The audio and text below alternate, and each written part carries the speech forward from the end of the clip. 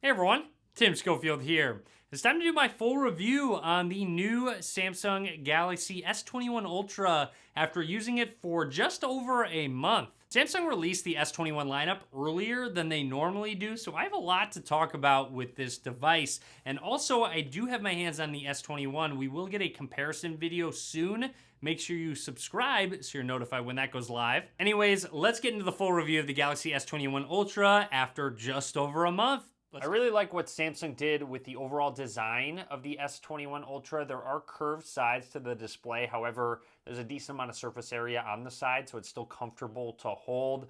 I like the camera module, how it flows out of the side. And then on the back, you have that matte black color, which has really grown on me. I'm a big fan of the aesthetics of this phone. There's no denying this phone is very large. It's just a big phone overall, and with that size brings a decent amount of weight. And I've noticed when I'm holding the phone for longer periods of time, specifically when I'm holding it up, maybe when I'm laying in bed, my hand actually does get a little bit tired because of the weight, especially if you're someone that's going to put a case around this phone that will add to the weight and the size. So if you are not a fan of a bigger phone, this may not be the phone for you. A benefit of a larger phone though is that you get a larger display on it. And yet again, Samsung has included the best display on any phone out right now with the Galaxy S21 Ultra.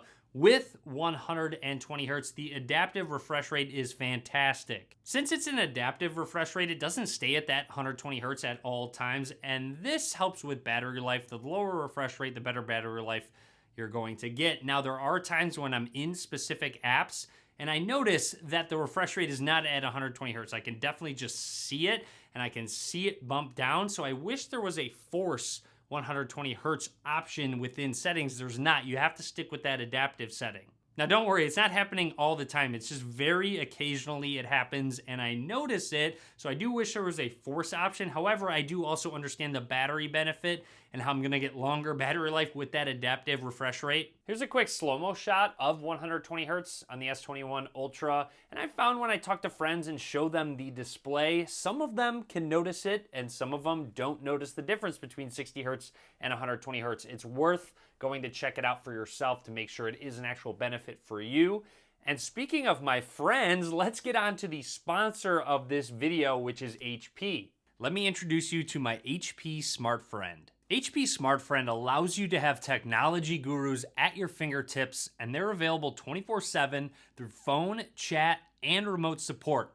Your HP Smart Friend will be there for you, offering judgment-free help. And not only will they fix unexpected problems, but they'll help you sync an Android or iPhone to a Windows PC, performance optimizations on your device if you're having trouble connecting to a network with Wi-Fi. Not only do you get that great support, but another one of the perks of a Smart Friend subscription is access to HP Employee Purchase Plan pricing on HP hardware and accessories. So, if you're looking for a reliable, trustworthy friend to help with your tech devices, look no further than HP Smart Friend. I have to say, I'm really happy that Samsung included a larger fingerprint scanner. It really does make a difference, and this is across the S21 lineup. It makes it so you don't have to focus as much when you set your thumb down. Even with the display off, generally, I'm finding the right spot. Even if it's just off where the fingerprint actually is, it still will recognize it and unlock my phone. When it comes to the camera of the Galaxy S21 Ultra, it really is one of the best. It's great that it has two telephoto lenses at 3x and 10x, and the 10x shots are pretty crazy. The best 10 times zoom shots you're gonna get out of any phone out right now, and it's just a lot of fun using these zoom lenses. This camera is packed with a ton of different features, a bunch of different modes, and it really sets it apart from other flagship cameras like the iPhone or Google Pixel. Single take is an example to take full advantage of all the different lenses. It shoots video, takes pictures, all in one succession without you having to control the phone at all. This is an example shown by my friend Rob, who actually took it on his Galaxy S21 Ultra. Video recording on the S21 Ultra is also great. They have something called Director's View to take video with a bunch of different lenses all at once. You can film with the front-facing camera. You can swap between the rear lenses on the back. Just, again, adding all of these useful features to take advantage of all the lenses they're adding. As a quick side note, I noticed that the focusing is really quick when I'm switching between close and far away objects. So when it comes down to it, the S21 Ultra's camera is one of the most versatile flagship cameras out there. When it comes to point and shoot, I think the 12 Pro Max takes the cake. However, with all of these added features, with the extra zoom lenses, the Galaxy S21 Ultra can definitely compete. I noticed in lower light some faces, while very bright, they lose some of the texture and they feel sort of smooth. But other than that, I have been really happy with the camera on the S21 Ultra. A quick demo of the front-facing camera on the S21 Ultra and the microphone being used in the phone. Now, with this being a 1 month later video, I wanted to touch on pricing of these devices, and after a month, I have already seen a lot of deals on the S21 lineup, so make sure after a month you aren't paying full price for any of these phones. Something that's been bothering me lately on the S21 Ultra and just Samsung phones in general is the ads that they're putting in some of the stock apps. This was the store, it popped up with an ad. This is Bixby, which had an ad to buy a Galaxy S21 when I'm already using an S21. And this is the worst one in the weather app. Up towards the top, there's just a big obtrusive ad that is clearly just a clickbait ad. So for me, that has been quite a bummer here. Let's go into the weather app and actually see. Oh, look at that. Another ad up towards the top. You just don't want to see that in stock system apps. It forces you to want to go find another app in the Play Store to replace it. You have a 5,000 milliamp hour battery in the S21 Ultra. And here's a look at some of the stats. 6 hours, 45 minutes, screen on time, 6.5. Over 7, 6 hours and 22 minutes. And this was one where I used it pretty heavily for maps and using my camera. So got solid battery life overall.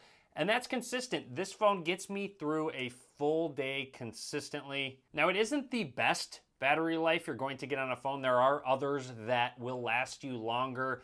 They'll get me through a full day and then a little bit more the next day, and you just don't get that with the S21 Ultra. You can charge your phone wirelessly and also charge other devices wirelessly with their wireless power sharing. Unfortunately, Samsung no longer includes a micro SD card slot in the S21 lineup, which I know is a deal breaker for some people, but at this point, there's so many manufacturers not including it. It's almost just like the headphone jack where only select few. So if it's a deal breaker for you, your selection is just getting more and more limited. Whereas on my side, I have transitioned over to cloud storage and of course wireless headphones, but I understand why that can be a deal breaker for other people. One thing to make note of is when Qualcomm comes out with a new flagship processor, Samsung's always one of the first to use it in their Galaxy S lineup, and this was no different with the Snapdragon 888 in the S21 lineup. With that being said, it's worth noting you can take advantage of this higher end processor a lot earlier if you buy into the Galaxy S lineup. If you're buying a flagship phone later on in September, October with the same processor, you could have been taking advantage of this phone much longer, so you could look at it that way and seeing the Galaxy S lineup provides more value. What always ends up happening is that the Galaxy S lineup gets compared to phones that are released later on, and if you think about it, you have multiple months to use a phone with this processor, with this latest technology before all of these other phones get released. So when a phone in September, October gets released with the Snapdragon 888, you could have actually taken advantage of the Galaxy S lineup much earlier in the year. Now, I really think this is an advantage of Samsung and why them releasing this phone even earlier this year actually means something. Within the past week, Samsung has committed to 4 years of security updates for select Samsung Galaxy phones. The S21 lineup is included, which is pretty crazy in my opinion.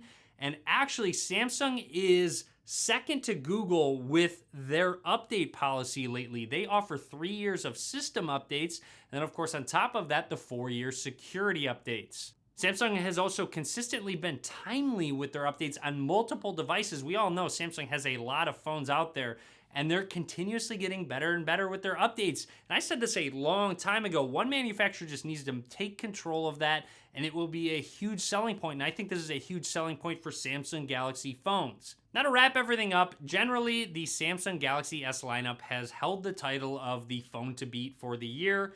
This year is no different. The S21 Ultra is definitely the Android phone to beat this year. Again, with it being one of the first to include that Snapdragon 888 with those camera improvements and all of the features built into the camera system, including that optical zoom, which is huge. You also have one of the best displays out right now, that new update policy that Samsung just implemented. I can definitely recommend the Galaxy S21 Ultra. Now, don't get me wrong, there are some things I hope Samsung improves upon, including those ads that I'm starting to see in system apps.